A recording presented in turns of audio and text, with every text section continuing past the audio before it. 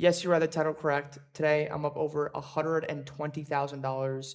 At the time of this recording, it is currently 2:40 a.m. Eastern Standard Time. I'm currently holding an NQ long on my personal account, and I could show you guys right here.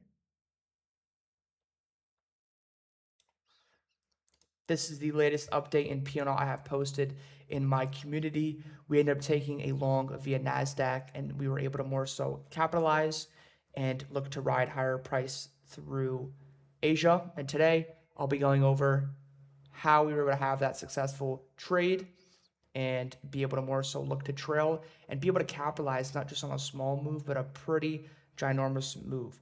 So, coming into the open here, with me as a trader, you guys know I'm primarily a New York trader. So one of the questions that you guys could have is, Lanto, how did you know to trade Asia today, right? Usually Asia, tends to be the session historically that manipulates, and New York tends to usually be the session which distributes.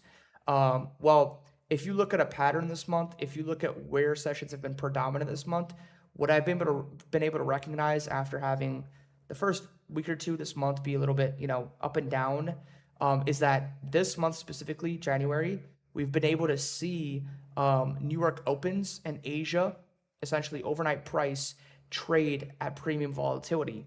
What we've been more so seeing is kind of past those New York opens, past 10, 11 a.m. Eastern Standard Time, we see price essentially slow down. And that part of New York is the session that ends up accumulating, right? So again, like I said, we're used to sessions typically dominating through New York. Overnight sessions typically accumulate, and then you see New York distribute off the accumulation. We have not been seeing that this month. And so that was kind of a recognition that I had about a week ago. And so I felt, as of recently, in the past couple of days specifically, that it was appropriate to be able to trade Asia and also the New York Open. So I came into the session with that kind of perspective and mindset. In terms of my bias coming into the Open, if you had watched our previous last review, what we were able to more so get a gauge was how bullish price was through New York. We ended up seeing an open come down here in which we delivered on an hourly gap on NQ and perfectly filled an hourly gap on ES, where we then saw price flip back up and look to seek extension past these overnight highs, your London highs here. And so for me specifically, we ended up seeing bullish displays throughout the entirety of the session. Yes, we were consolidative here, but price was still creating higher lows. We were still seeing new highs being put in place. And so for me specifically, I felt it was a great opportunity with the recognition of bias, with the recognition of overnight price and how it's been predominant this month and delivery. I felt it was appropriate to even just watch Asia, right? And in terms of higher time frame, if anyone's curious, the reason my conviction was also higher draw, not just because the fact that it was Asia, but also the fact that not also because of the fact that we ended up seeing New York move well, but it was also higher time frame as well here. We had seen a 4-hour high in which got tapped, and we ended up seeing price just immediately flourish and deliver past that high. So for me specifically, a large part in which what I was targeting were these 4-hour gaps that we had created, these 4-hour gaps which were displacive gaps. If you guys are in the community, you guys know there's a way we more so are able to block out noises through a ton of these fair value gaps and mark out the best and specific ones. And we ended up more so looking to capitalize or utilize these 4-hour gaps as more so draw bias and more so where to look for where price could more so deliver into. So off the Asia Open, coming into the Asia Open, I simply wanted to see price look for a continuation off what New York did. And you see through the very first 5-minute candle, I believe, right? Essentially, one of the few first 5-minute candles here off the open, you see price on NQ shoot up here and you seek that. You see a new high being put in place and you see price look for a simple, extension. And so for me at this point in time, after recognizing that Asia was a predominant session this month thus far, after recognizing higher time frame was bullish in terms of draw and price delivery, after recognizing that New York was bullish after rebalancing off that hourly gap, I felt as if it was appropriate to be able to put risk on here.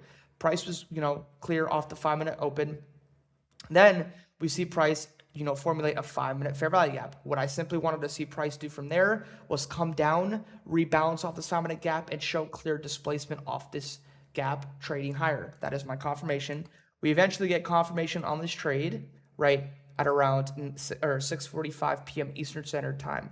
Here is the give right? I say liking Asia for continuation off what New York did. Would like to see NQ tap the 5-minute gap, and the reaction will confirm session's open price. Need good price action here. If we were slow or consolidate into the gap, not going to look to trade it. Risk would be 0.5R.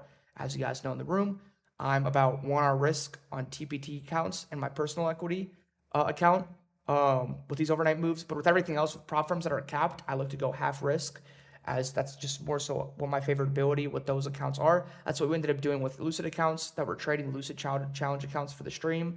We ended up trading those about half risk. And here is the execution.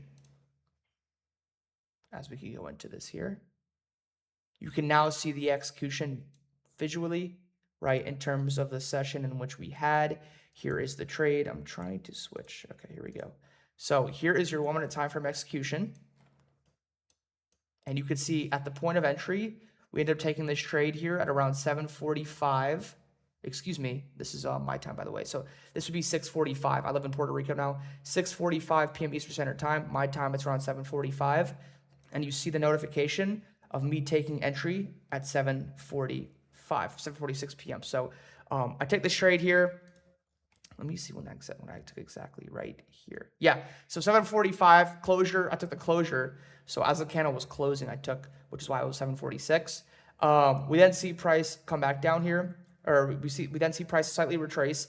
Then we see price eventually come back up and meet a new Asia high. And from there, we had simply looked for and gotten what we wanted through Asia, right? Like I said, after identifying the predominant session, after identifying higher time frame analysis, after identifying New York price, after identifying, just draw overall. So a good 4-hour gap. The initial take profit off this goal was a 4-hour gap fill, but then I had seen how bullish and how much we were extending and continuing off the New York sequence that I simply moved to take profit 1, as I mentioned here, right? I said, where is it here? I said, I'm break-even stops going to move my TP1 of the 4-hour gap entry above. Once we hit this 4-hour gap fill, initial TP will trail tightly. Just shy of a 3R for TP1. So our take profit 1 gets shifted from this 4-hour gap fill into this 4-hour gap entry. That's it. That's all we did. Reason for being, like I said, is because we ended up coming up here and displacing in a speed in which completely came back up here and invalidated that 4-hour gap. So we had a 4-hour gap here and also a 4-hour gap here. I simply looked for a simple 4-hour gap fill as my take profit 1. That was my conviction. It was definitely, it could have been risky, right? We could have seen price come back down, trail us out, but we did not. We ended up seeing price action be very clear and thorough. We ended up taking that, and then we ended up realizing our take profit 1 here, and we ended up trimming half our position. I take profit 1 for about a 3R, right? So you see that happen here. And then eventually we see price through Asia essentially consolidate. And then we end up seeing price distribute once again and eventually hitting our final take profit off these Lucid accounts off this 4-hour gap fill, which if you guys see right here, results just shy in a 6R trade. Here is the execution on the 1 minute time frame. Boom, you see TP hit. And obviously you see us have a very successful night. People in chat obviously are loving it. You could definitely see the gains in chat, blah, blah, blah, whatever. But yeah, in terms of my live account specifically, I am still holding. My trailed stops are right here at this time of recording, 26,244. My risk on this trade here was precisely $20,000 on my live account, resulting in the P&L that you guys see, just shy of 120K when I ended up posting it, which was about a 6R, as we discussed. So hopefully that makes sense. That's where we're standing out right now. We still have New York to trade with the community, so we'll see how that goes. But we're in a very good position right now. Here's the realization on the Lucid accounts, and then also here is the accounts on the dashboard. We're up good, right? We're doing well. We're 5 days into this challenge, and if you're just watching this now, we literally have been journaling these accounts that I've been trading with live to prove a point that you could literally compound your way into payout, right? You never have to rush stuff. Don't look at these marketing traps and feel like you need to FOMO into stuff.